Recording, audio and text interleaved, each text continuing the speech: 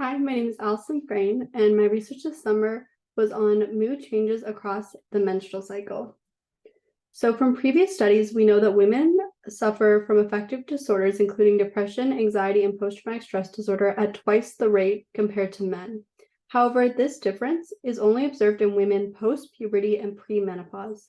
So my hypothesis is that the fluctuations in ovarian hormones, specifically estradiol and progesterone, over the menstrual cycle are contributing to changes in mood regulating areas in the brain, which in turn leads to an increased susceptibility to affective disorders. So estradiol and progesterone are ovarian hormones, and their levels fluctuate over the menstrual cycle.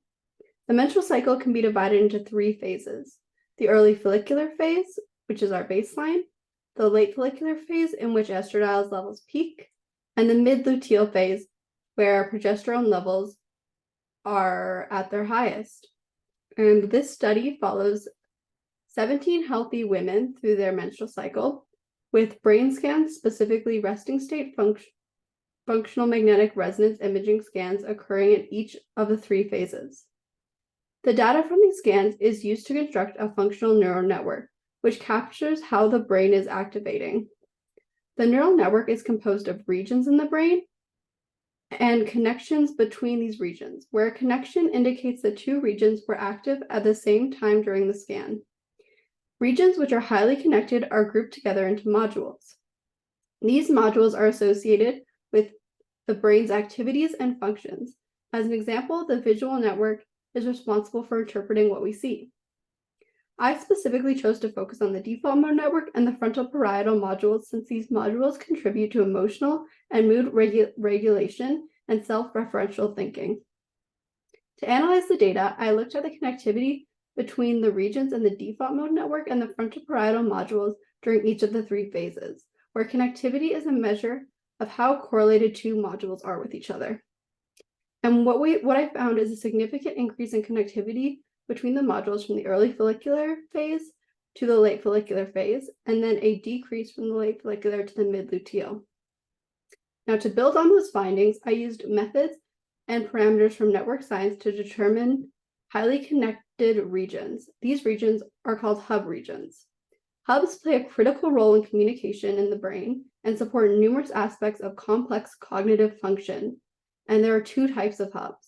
There are provincial hubs, which have most of their connections to other regions within their own module.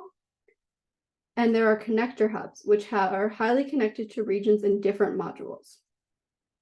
So I repeated the same analysis as I did with the entire modules.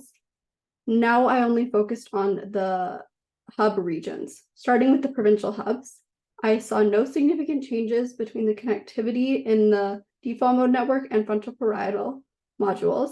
However, looking at the connector hubs, there is a significant increase in connectivity from the early follicular to the late follicular phases, and a significant decrease from the late follicular to the mid-luteal. So my results show that as estradiol levels fluctuate over the menstrual cycle, so too does the connectivity between critical regions in the frontal parietal and default mode network modules.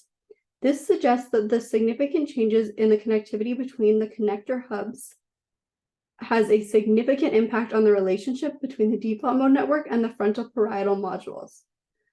In addition, previous studies have found that an increase in connectivity between the default mode network and the frontal parietal modules is associated with affective disorders, and specifically major depressive disorders. While these results are significant, there are limitations to the study, such as the small data set we used. As well, the applications of network science in neuroscience is relatively new, and there's a lot more work to be done before this research can be translated into treatments or patient care.